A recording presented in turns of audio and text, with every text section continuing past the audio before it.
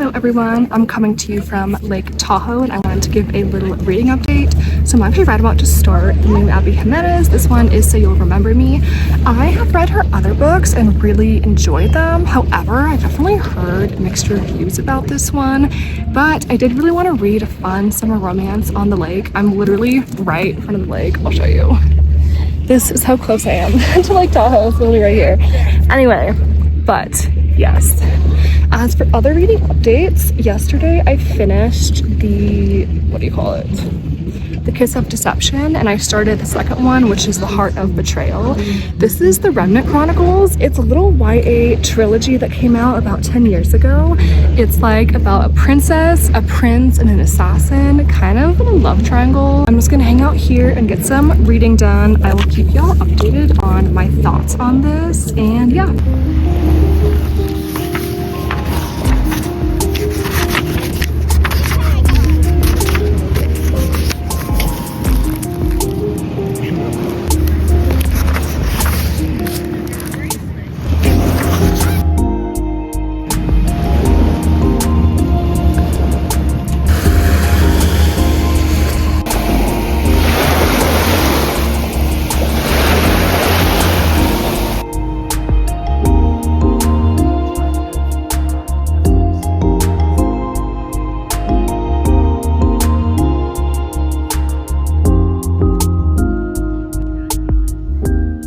It's a couple hours later and I've been reading. I'm now on page 110. I made it to chapter 16 so far.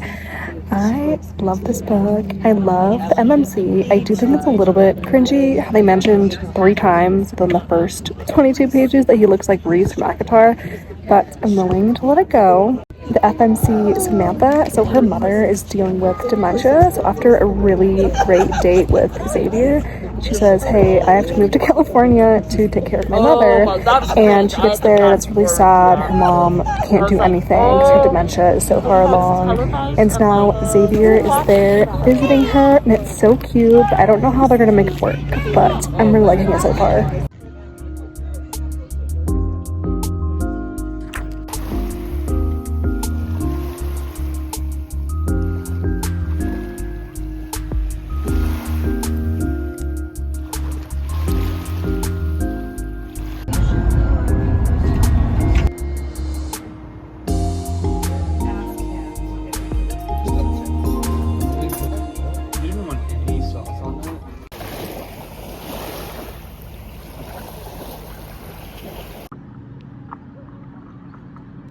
I wanted to do a little reading update on So You'll Remember Me by Abby Jimenez.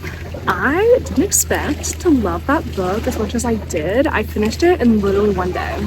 I can't remember the last time I did that with any book, but I thought it was so cute. I love how the guy was a vet and they just kept on adopting all of these animals, and their chemistry was a little bit insta-lusty, but I didn't mind it because their connection was really strong and they were definitely still bonding over their traumas and stuff like that. I really love everything that it explored with Samantha's mother's dementia. That was really sad to read about, but it's realistic. And actually my grandmother had dementia and it was really sad for my mom to go through.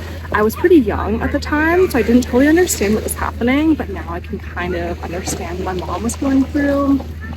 And then also Xavier had really toxic, abusive parents as well. So I was so happy to see him kind of grow past that. I really liked Xavier. I honestly kind of enjoyed Xavier's point of views more than Samantha's, just because he loved Samantha so much. I think he was more down bad than she was, and I need that in a man. Overall, there's a couple things that were a tiny bit like cringy to me. This normally happens in contemporary romance, mainly with like Abby Jimenez or what's her name? Ali Hazelwood. Yeah, those two authors will always put a couple of lines in there that just like are kind of cringy to me that I don't like. So overall, I rated the book about 4.25. I didn't like all of the Reese comments. He looks like Reese from Akatar. Like, what is that doing in a romance book? Like, I want to escape. I don't want to be thinking about Akatar. Also, how do you know that all of your readers even know what Akatar is? You know what I mean? It's not necessary. Yeah, besides that, I absolutely loved the book. I would definitely recommend this one, and I don't understand why everyone is hating on this one, but yeah. And then I just borrowed 7 Days in June by Tia Williams from the library on my Kindle, so I'm gonna go ahead and start that. I'm really hyped for that. I believe it's about two authors who dated for like a week or 2 years ago and then like can't stop writing about each other. So I believe it's them maybe like reconnecting. I don't really know what it's about, to be honest. I just want to go in pretty blind. But I've never read Tia Williams before. I'm super excited to get into her books. I've heard really good things.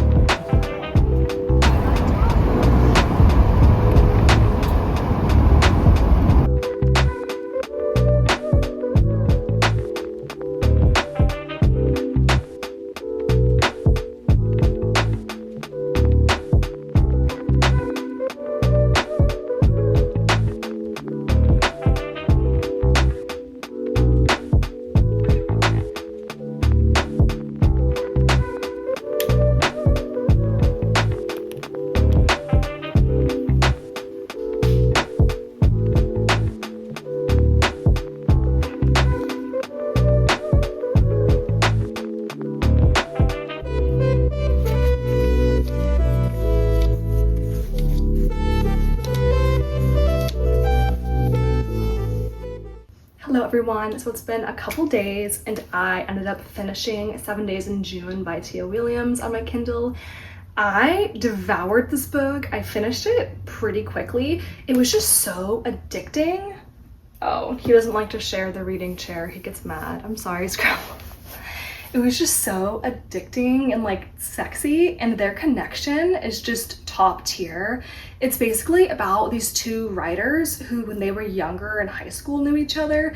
They spent 7 days in June together, and 15 years later they discover that they've both just been writing about each other but also avoiding each other. So she writes kind of like paranormal romance, and then he writes more literary fiction. So they're two pretty different genre writers. They do different things. Anyway, so the FMC Ava has a daughter, and she is just so cute and spunky and just wants to be like her family members.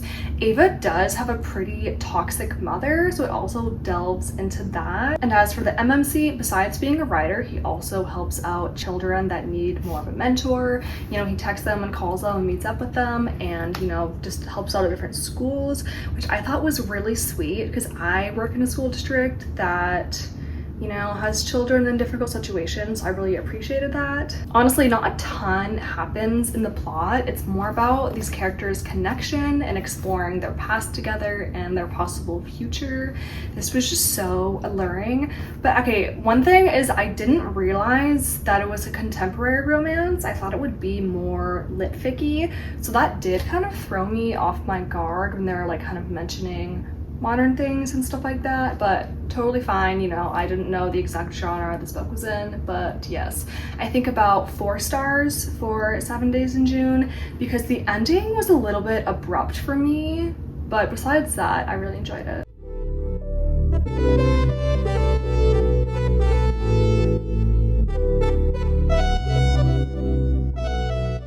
I've also been reading The Unhoneymooners by Christina Lauren, and this is just the perfect summer romance. I've been really enjoying this. As of right now, I'm about 75% of the way through. So in The Unhoneymooners, we are following Olive and Ethan, and they end up going on a free honeymoon together, even though they don't get along because their siblings just got married and unfortunately got food poisoning. So there's a free honeymoon. All they have to do is pretend to be their siblings and get the free honeymoon and have fun in Maui. So they hate each other and don't get along, but they're in Maui together for 10 days doing all these really fun activities. This is just the perfect imagery for summer. They're going snorkeling and doing paintball and all these fun things. Also, Ethan's ex now has a fiance, and she happens to be there doing all the same activities with her new fiance. So now she's really jealous because she believes Ethan and Olive are now married. So there's just all these little funny side plots, but I'm just really enjoying this one. There's a lot of good, funny banter. Any enemies to lovers book just has the best banter, and this does not disappoint.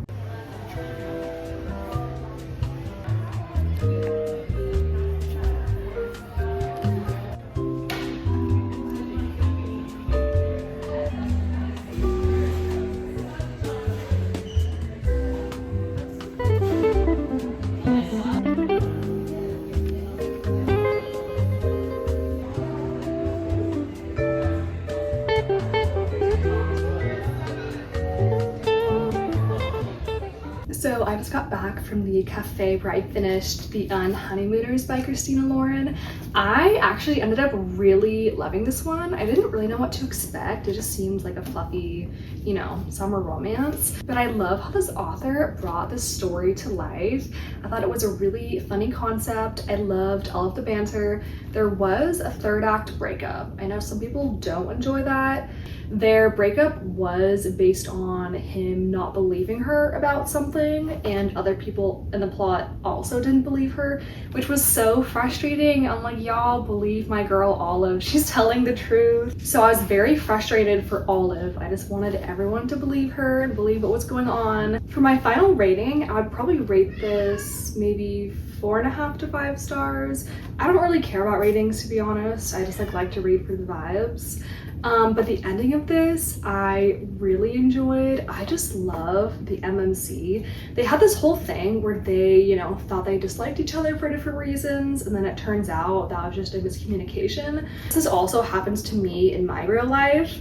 You know, you think someone thinks one thing, but they're actually thinking something else for a different reason than you thought. So then you're gonna react a certain way, and then you end up kind of not liking each other because you think the other person doesn't like you for no reason. So I can definitely relate to Olive. Also, a lot of people kept on calling her just really pessimistic, saying she believes the worst in people, which I can kind of relate to also. I think sometimes people think I'm being a little bit pessimistic when I'm just trying to be realistic. So I definitely identified with our FMC. But that is going to be the end of this video. I hope you enjoyed watching me read all these romances. I ended up rating all of them super highly, so I'm really happy with everything. But yeah, I'll see you in the next one.